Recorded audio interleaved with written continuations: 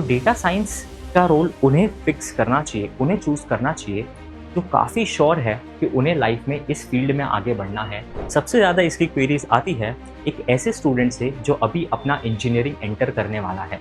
तो अगर आप ऐसे स्टूडेंट हैं, तो मैं आपको रिकमेंड करूँगा कि आप कंप्यूटर साइंस लीजिए। वैसे तो बहुत सारी स्किल्स है, बट एक जो सबसे मैंडेटरी स्किल है। तो हेलो एवरीवन, क्या हाल-चाल? सब बढ़िया? तो मैं आप सभी का स्वागत करता हूँ आपके फ़ेवरेट चैनल पर। आज के वीडियो में हम बात करने वाले हैं एक काफ़ी इन डिमांड एंड काफ़ी फ्रीक्वेंटली आस्क्ड टॉपिक पर, जो कि है AI ML versus computer science fundamentals, जिसे हम सीएस के नाम से जानते हैं। तो ये यूजुअली कौन पूछता है?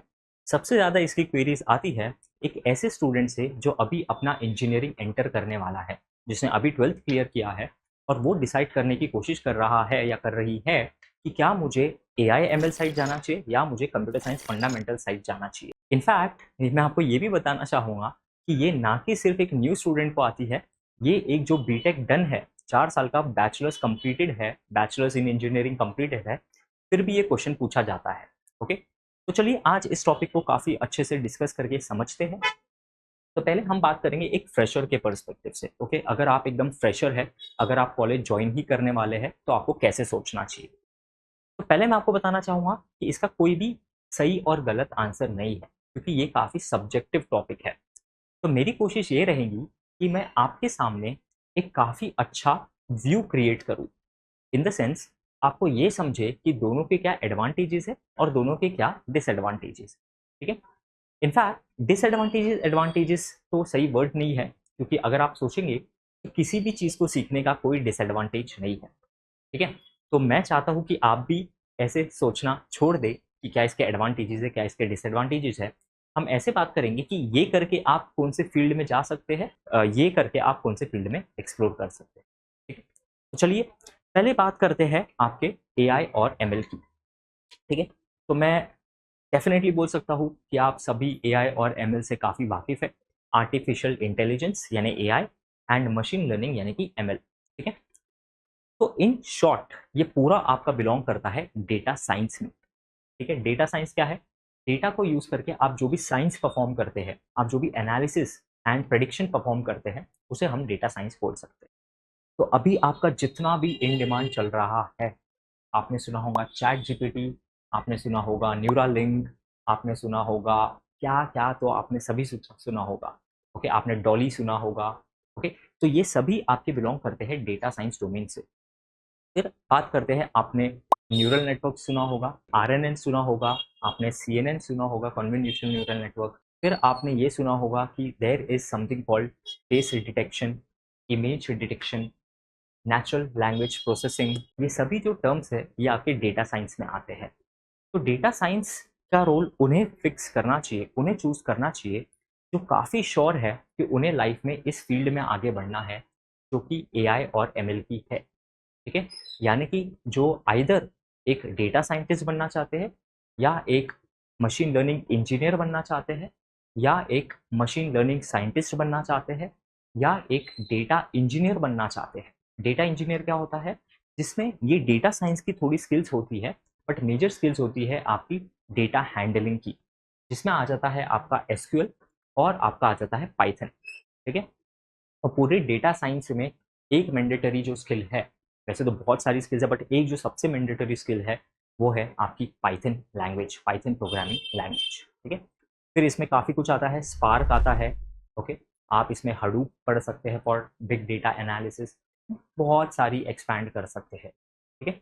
तो ए आई एम एल उसे सिलेक्ट करना है जिसका काफ़ी श्योर है कि उन्हें करियर में डेटा साइंस साइड आगे बढ़ना है, मशीन लर्निंग साइड आगे बढ़ना है, आर्टिफिशियल इंटेलिजेंस साइड आगे बढ़ना है, न्यूरल नेटवर्क्स के साइड आगे बढ़ना है, प्रेडिक्शन रिलेटेड जो एनालिसिस होती है।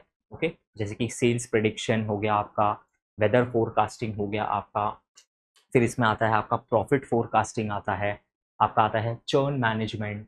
ओके, जैसे कि यूट्यूब को अगर जानना है कि कितने यूजर्स हमारे बढ़ने वाले हैं आगे आने वाले 5-6 महीनों में। ठीक है, तो ये एक टाइप का प्रॉब्लम होता है इंडस्ट्री लेवल, जिसे हम डेटा साइंस में बिलोंग करते हैं। एक टाइप का प्रॉब्लम होता है कि हमें इन्वेंट्री ऑर्डर करनी है, तो हमें कितना स्पेस होना चाहिए हमारे शॉप में। ठीक है, तो ये होता है आपका ऑप्टिकल स्पेस यूटिलाइजेशन का प्रॉब्लम। ठीक है, तो ये सब आते हैं आपके डेटा साइंस और एआई एमएल साइड, ठीक है। अब हम आते हैं कि सर कोर कंप्यूटर साइंस जो फंडामेंटल्स बोला जाता है उसमें क्या आता है। देखिए ये साइड थोड़ा तो मिक्स है आपके एआई एमएल साइड, मैं बताऊंगा क्यों।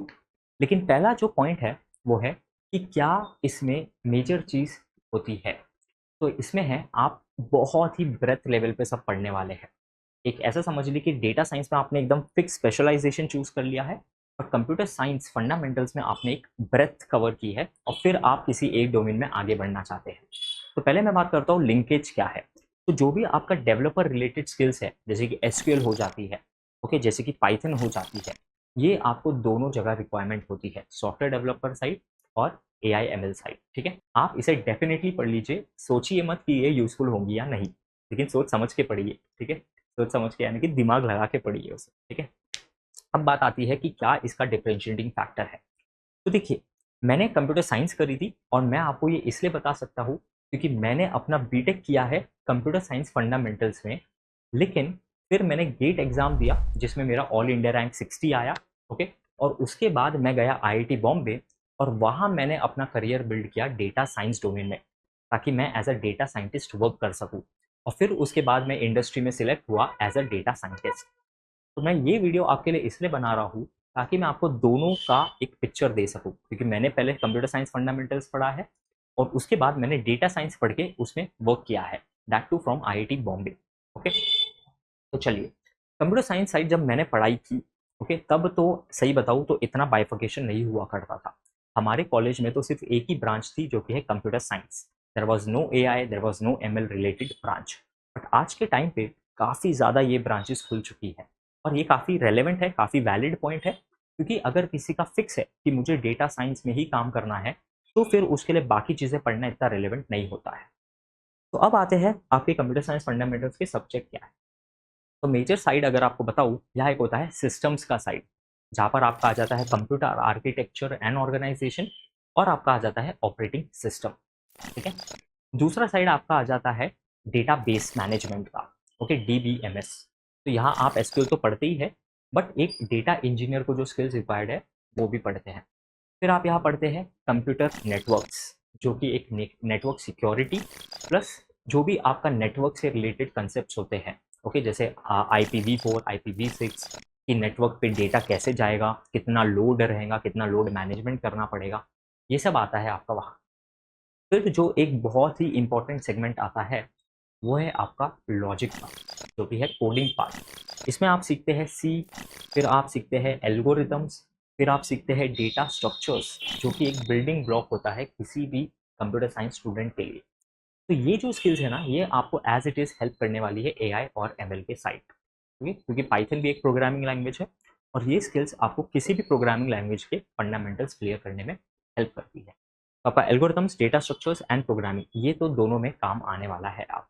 लेकिन इधर अगर आप पढ़ाई करते हैं तो आपके पास एक ऑप्शन आता है कि क्या आपको नेटवर्क सिक्योरिटी साइड आगे बढ़ना है, क्या आपको कंप्यूटर प्रोग्रामिंग साइड आगे बढ़ना है, क्या आपको एक डेवलपर का रोल चाहिए, यानी कि सॉफ्टवेयर डेवलपर, यानी कि front end, back and, full stack developer. ये सब रोल्स आते हैं आपके कोर CS फंडामेंटल्स में, ओके। यानी कि आपको वेबसाइट डिज़ाइन करना पसंद है, आपको ऐप डिज़ाइन करना पसंद है, आपको डेटाबेस को मैनेज करना पसंद है, या आपको एक ऐसा कूल कोड बनाना पसंद है जो कि एक टूल हो, एक यूज़र को आप एक टूल शेयर कर सके। तो ये साइड आता है आपका कंप्यूटर साइंस फंडामेंटल्स, ओके। अब बात करते हैं कि सर दोनों में क्या अच्छा है। तो जैसे मैंने आपको बताया, दोनों ही अच्छा है, दोनों ही काफ़ी रेलेवेंट है इंडस्ट्री में, दोनों की रिक्वायरमेंट्स भी काफ़ी ज़्यादा है आजकल, ओके। लेकिन अगर मैं आपको सच बताऊँ तो मेरे हिसाब से आपको जाना चाहिए कंप्यूटर साइंस साइड, क्योंकि इसमें क्या है ना, इसमें आप एक पूरा ओवरव्यू पढ़ते हैं। आप अगर कंफ्यूज्ड है कि मुझे क्या बेटर है, क्योंकि देखिए मैंने भी इंजीनियर रह चुका हूँ, और फर्स्ट ईयर में ना किसी को नहीं पता होता है कि उसे क्या पसंद है। तो आपका इंजीनियरिंग ही एक वे होता है जिससे आप अपना इंटरेस्ट पता कर सके। तो अगर आप ऐसे स्टूडेंट हैं तो मैं आपको रिकमेंड करूंगा कि आप कंप्यूटर साइंस लीजिए, ताकि आप एक ब्रेथ लेवल पर सब कुछ पढ़ सके। आप ये तक के पढ़ सके कि क्लाउड क्या होता है। क्लाउड यानी कि आपका AWS, गूगल GCP एंड आपका माइक्रोसॉफ्ट अश्योर, ठीक है। आप डेवलपर साइड देख सके, आप सिस्टम्स साइड देख सके, आप नेटवर्क सिक्योरिटी साइड देख सके, आप ब्लॉकचेन जो कि आजकल काफ़ी ज़्यादा इन डिमांड है वो साइड भी देख सके। तो कंप्यूटर साइंस आपको ये और ओवरऑल पिक्चर बताता है। On the other side AI ML काफ़ी स्पेशलाइजेशन हो जाता है, बट इसका स्पेशलाइजेशन काफ़ी यूजफुल होता है। तो मैं इसको 2 पार्ट में ब्रेक करूँगा। अगर आप कन्फ्यूज़्ड हैं, अगर आपका इंटरेस्ट क्लियर नहीं है, जो कि काफ़ी वैलिड है किसी भी स्टूडेंट के लिए, तो आप कंप्यूटर साइंस प्रेफ़र कर सकते हैं और साथ ही साथ एआई एमएल के लिए आप साइड में पढ़ाई कर सकते हैं, साथ में कोर्सेज़ कर सकते हैं। लेकिन अपना कोर आप रखिए सीएस, ताकि आप समझ पाएँ कि ये भी फ़ील्ड मेरे को ट्राई करनी है, ये भी ट्राई करनी है और फिर मैं डिसाइड करूँगा कि मुझे क्या ईज़ी लगता है, क्या इंटरेस्ट लगता है। Okay? On the other side अगर आप काफ़ी श्योर है कि आपको डेटा साइंटिस्ट जैसे ही काम करना है, मशीन लर्निंग इंजीनियर जैसे ही काम करना है, तो आप डेफ़िनेटली इन्हें ले सकते हैं, एआई एमएल स्पेशलाइज़ेशंस को। और साथ ही साथ आप ये जो साइड है, इसके कुछ-कुछ टॉपिक्स एक्सप्लोर कर सकते हैं, जैसे कि algorithms, data structures, Python, SQL, ये आप डेफ़िनेटली पढ़िएगा, ठीक है? तो इस 2 पार्ट में मैंने आपको ये दोनों का केस बताया है। हमारे चैनल पर काफ़ी वीडियोज़ भी है, जो आपको ये बताएगी कि क्या फ्यूचर प्रूफ है ज़्यादा, एआई एमएल या सॉफ्टवेयर इंजीनियरिंग। तो इसी के साथ आज के सेशन को मैं करता हूँ एंड। आई होप आपको ये सेशन काफ़ी यूज़फुल लगा एंड ये आपकी डिसीजन मेकिंग में आपको हेल्प करेगा। ठीक है? इसी के साथ good bye and take care.